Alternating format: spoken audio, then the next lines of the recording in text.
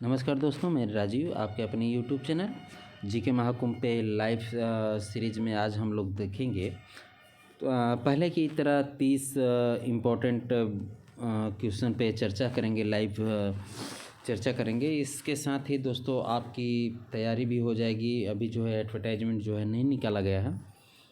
इससे बेनिफिट क्या होगा कि आपका तैयारी कंटिन्यू चलती भी रहेगी। साथ ही साथ दोस्तों मैं बताना चाहूँगा कि B lib M lib study material भी यानी पाठ्यक्रम भी आपको जो है प्रोवाइड कराए जा रहे हैं इस चैनल पे। साथ ही साथ provisional year question paper, teacher अध्यापक योग्यता भी आपको इस चैनल पे देखने को मिल रहा है। साथ ही साथ जीके जीएस करंट अफेयर भी आपको इस चैनल पे देखने को मिल रहा है।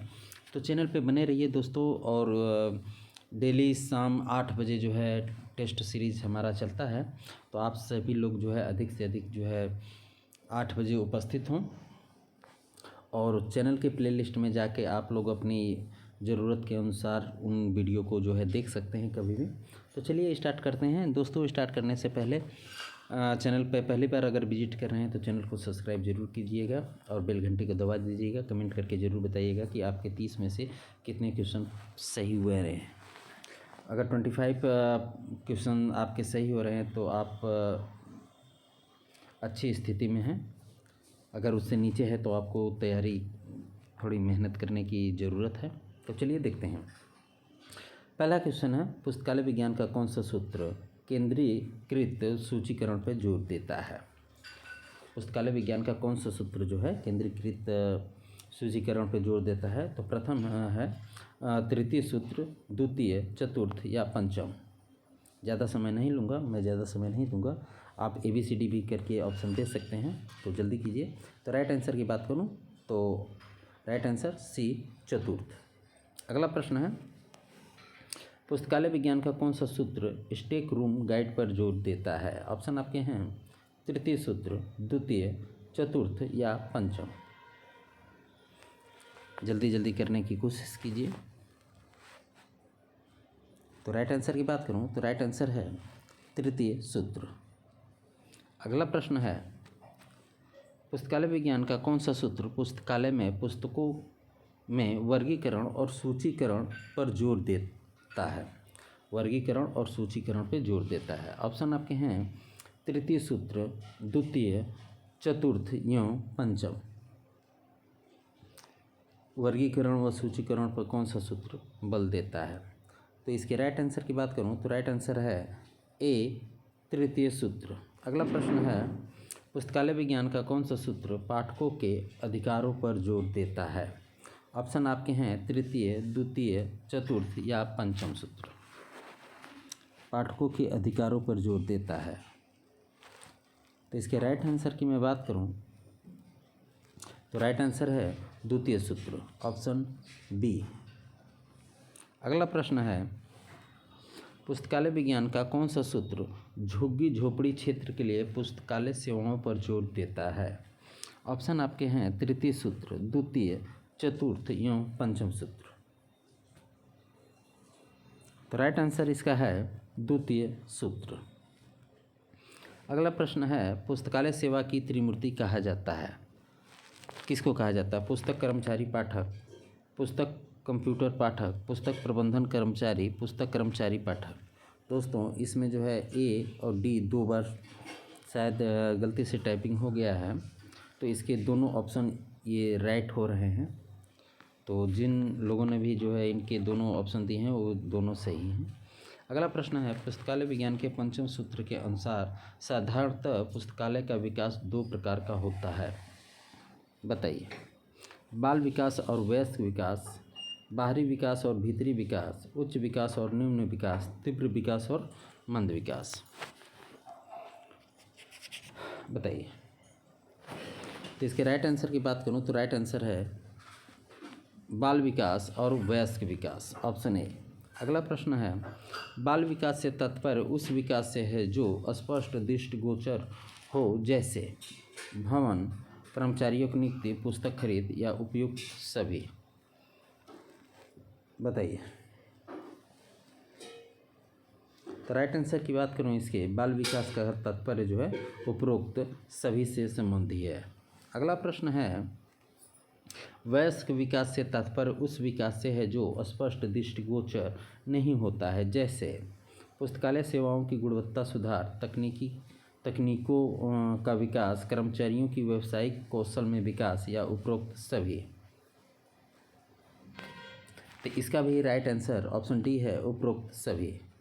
अगला प्रश्न है, पुस्तकालय विज्ञान के किस सूत्र में पुस्तकालय के बाल विकास और युवा विकास की चर्चा की गई है?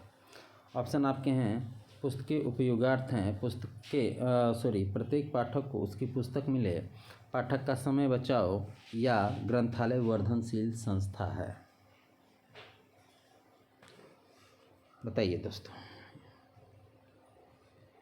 तो इसका राइट आंसर है, ये लाइब्रेरी साइंस के 5th लॉ से रिलेटिव है, तो 5वां सूत्र यही है, वर्धनशील संस्था है। अगला प्रश्न है, पुस्तकालय विज्ञान का कौन सा सूत्र सीडी रोम की व्याख्या करता है? ऑप्शन आपके हैं, 2nd लॉ, 4th, 3rd या 5th लॉ। तो राइट आंसर की मैं बात करूं, सीडी रोम की व्याख्या जो है 5th लॉ करता है। अगला प्रश्न है, पुस्तकालय विज्ञान का कौन सा सूत्र काल नंबर लिखने के लिए पेंसिल के प्रयोग की वकालत करता है? दोस्तों जल्दी इसलिए कर रहा हूँ ताकि आपका समय कम लगे और कम समय में आप अधिक से अधिक क्वेश्चन को देख पाएँ।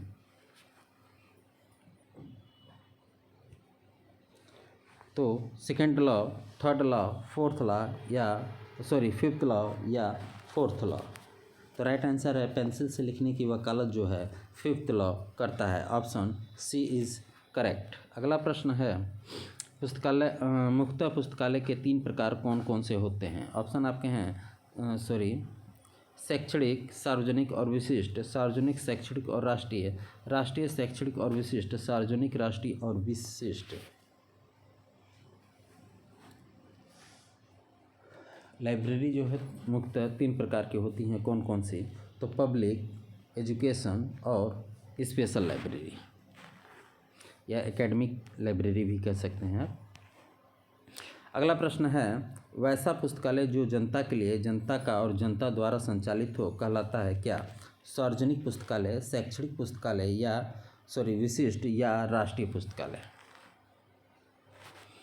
वैसा पुस्तकालय जो जनता का, जनता द्वारा संचालित हो, कौन सा कहलाता है?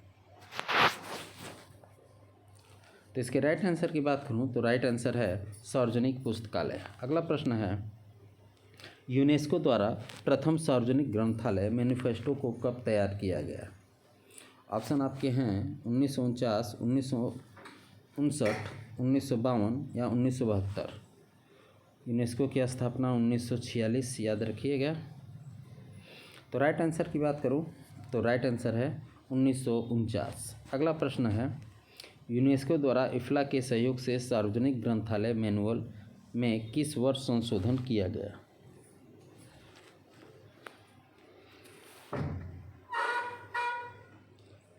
किस वर्ष संशोधन किया गया? ऑप्शन आपके हैं 1954, 1959, 1961, 1972।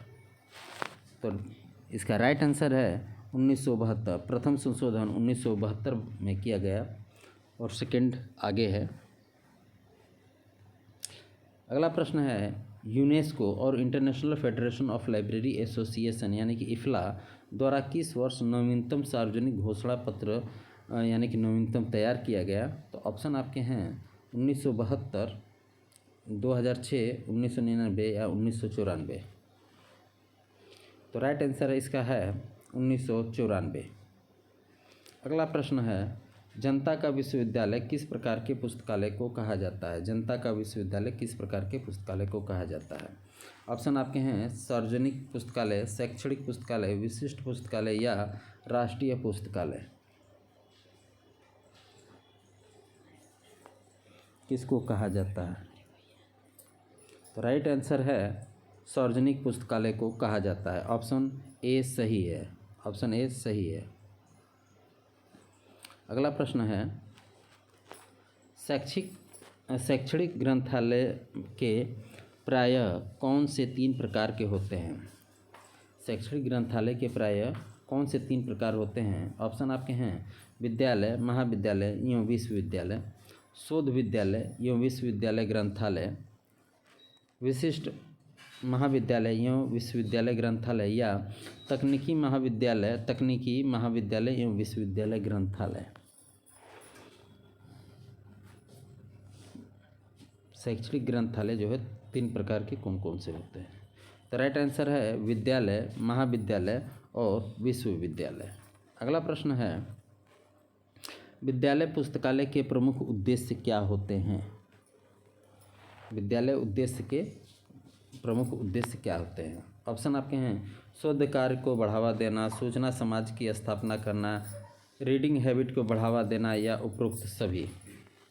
तो दोस्तों विद्यालय पुस्तकालय के उद्देश्य, प्रमुख उद्देश्य होते हैं पढ़ने की आदत को जो है बढ़ावा देना। अगला प्रश्न है विद्यालय पुस्तकालय को इन स्तरों पर विभाजित किया जा सकता है?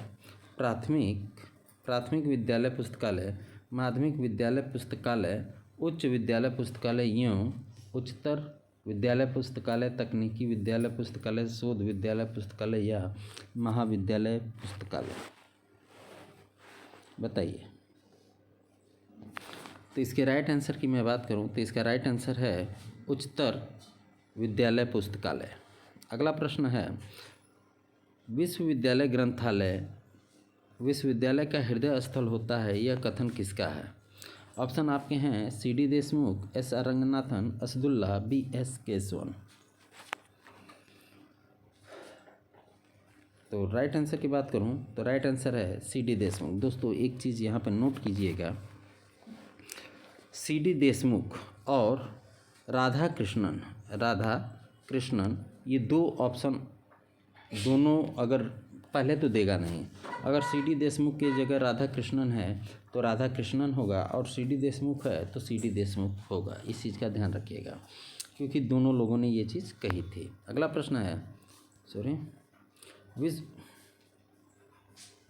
विश्वविद्यालय ग्रंथालय विश्वविद्यालय का हृदय स्थल होता है, यह कथन किसका है? तो राधा कृष्णन, समिति रिपोर्ट, असदुल्ला, BS केशवन, रंगनाथन। आपने देखा वहाँ पे CD देशमुख है, यहाँ पे राधा कृष्णन है, तो ये तो आपके ऑप्शन वैसे ही राइट हो गए। तो अगला प्रश्न है राष्ट्रीय पुस्तकालय के प्रथम पुस्तकालयाध्यक्ष कौन थे? राष्ट्रीय पुस्तकालय के प्रथम पुस्तकालयाध्यक्ष कौन थे?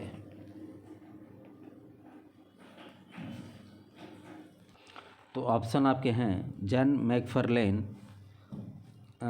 KM Asadullah, SR Ranganathan, BS Keshavan.